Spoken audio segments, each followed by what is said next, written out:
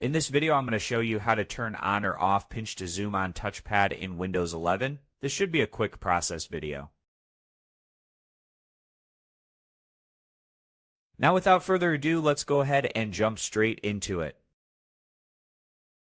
First thing you need to do is just go ahead to the search menu and just type in settings.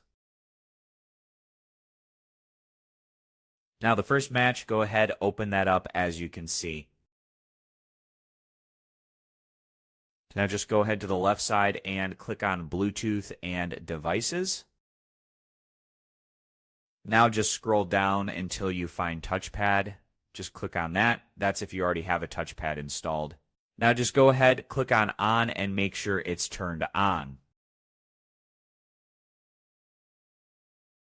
Now just click on scroll and zoom and just make sure pinch to zoom is turned on as you can see. So that's how to turn on or off pinch to zoom on touchpad in Windows 11. As always, thank you for watching.